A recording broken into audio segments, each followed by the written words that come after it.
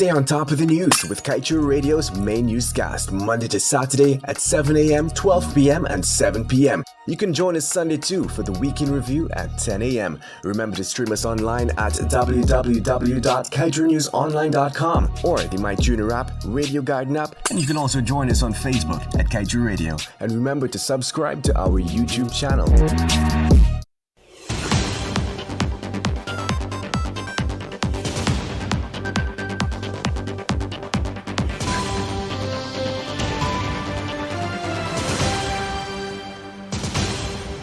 Hi there, welcome to your main newscast for today, Sunday, January 29th, 2023. My name is Joshua Van Slykeman. We tell you now that gas production is at the heart and soul of Trinidad and Tobago's economic well-being. But the combination of dwindling supplies and the use of a low benchmark price over the years has left the CARICOM nation's economy limping along. In an effort to change this state of affairs, Trinidad and Tobago's Prime Minister Dr. Kaieteur Radio and his team of experts took the bold step to strengthen provisions in contract that will see the Twin Island Republic and its people garner more benefits. Insight into the level of fairness leadership was provided by Dr. Rowley during his presentation at his homeland's 2023 Energy Conference organized by the Trinidad and Tobago's Energy Chamber. Rowley explained that for years the country relied on well-known Henry Hub price point for the sale of its gas resources, when it's been declining much to the detriment of Trinidad and Tobago's coffers, and this is the reason they have committed to move away from it. Prime Minister Rowley also noted that he and his team also took on in 2018 and 2019 a difficult task of renegotiating of energy contracts across the whole value chain.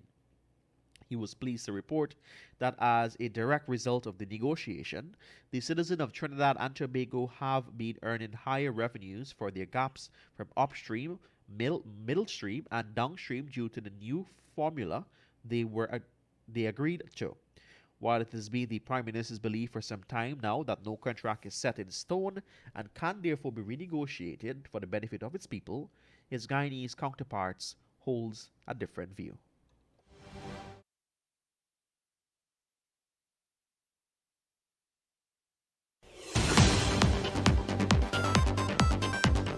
Now for the news, following his attendance at Trinidad and Tobago's recently concluded energy conference, Kaieteur News publisher Glenn Lal said one of the key observations was the level of conversation among global industrial leaders and how they can capitalize on Guyana's oil resources.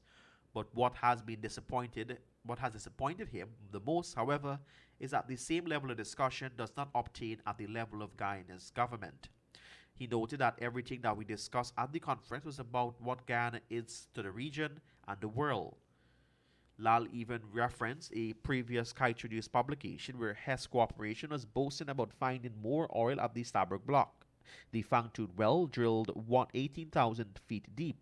The oil company told its shareholders that more mega profits await them, adding, "Now is the time to invest further in the world-class resources in the Stabroek Block."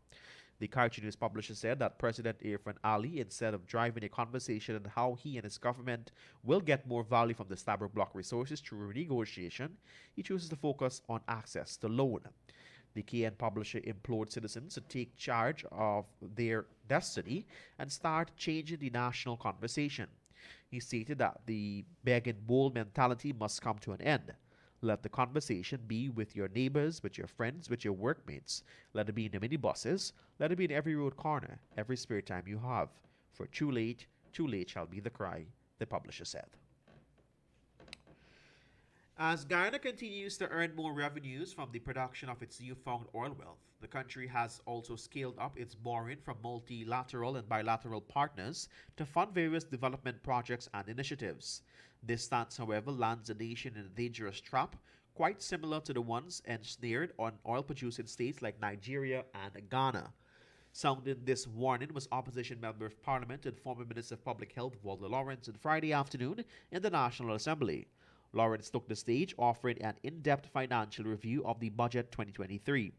Of concern to the MP is the fact that Guyana's public debt rose by 16.9% in 2022, reaching $3.654 billion. She told the House that the government, by avoiding the use of growing natural resources funds in preference to borrowing from any and all sources on the assumption that the oil price will remain high, allowing for easy repayment of loans taken today, in falling into the same traps as did Ghana and Nigeria, for example. Ms. Lawrence also noted that any collapse in oil prices will leave the country dangerously exposed to situations not unlike what happened in Sri Lanka and Uganda. American oil giant ExxonMobil, through its local operator Esso Exploration and Production Ghana Limited, has a series of consultations planned with citizens to discuss their concerns with the sixth offshore operation planned in the Stabroek Block, the Whiptail development. In an ad placed in this newspaper, and the oil company detailed the 8 meetings are planned to garner feedback from the public. The consultation will kickstart on Monday, January 30th, 2023, and wind down on February 7, 2023. Notably, the sessions will be spread out across regions 1, 2, 3, 4, 5, and 6. While the venue and time has been set for all other regions, Exxon did not specifically state where or when the meeting will be held in Region 4, the most populated district in the country. With the venue yet to be announced for the meeting in Region 4, set for Thursday, February 2nd, 2023, stakeholders believe that this is a deliberate attempt to avoid the participation of citizens. A source at EEPGL told this newscast that the oil company was having issues finalizing the location for the meeting in Region 4. According to the individual, Exxon was trying to secure the Humanian in Kingston, Georgetown for the session. The source said a notice will be published when the company secured the venue for scoping sessions that is less than a week away.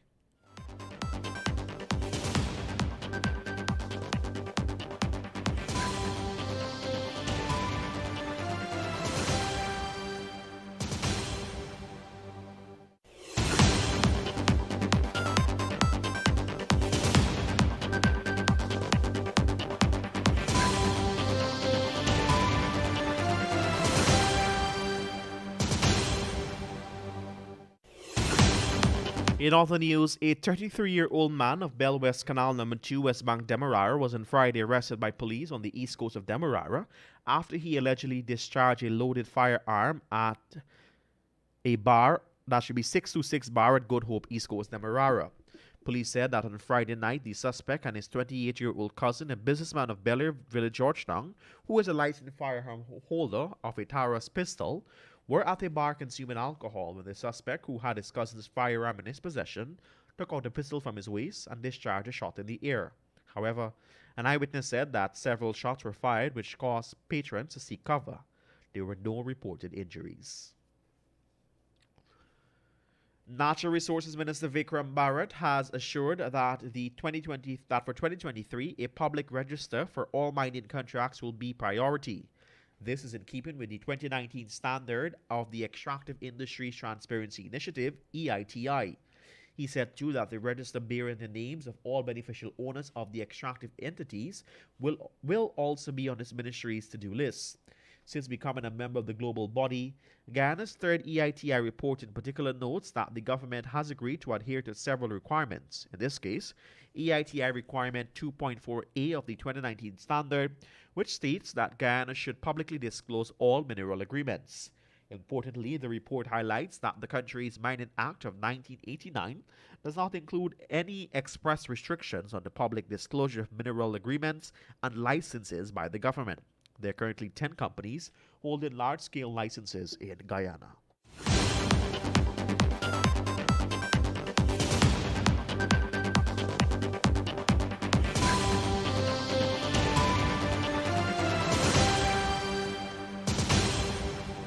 And finally, at this time, the gas to energy project was initially pegged at $700 million when it was first under the Partnership for National Unity Alliance for Change coalition government.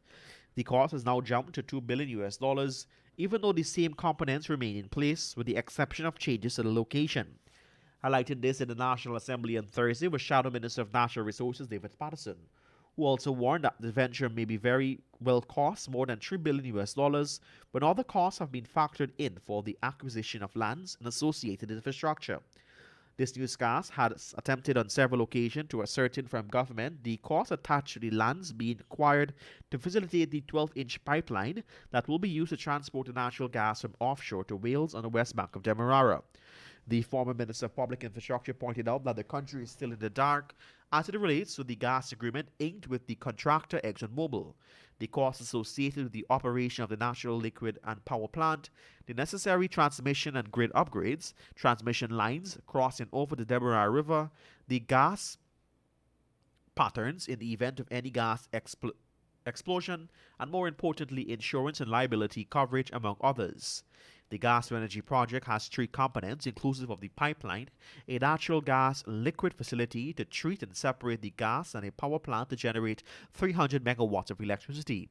Exxon's pipeline so far is expected to cost $1.3 billion, while the other two aspects being pursued by the government are now pegged at $759 million.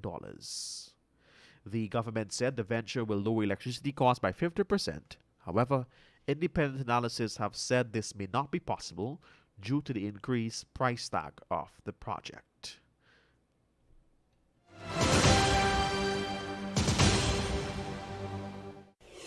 And that's news to the moment. My name is Joshua Van Sleckman. Thank you for joining us.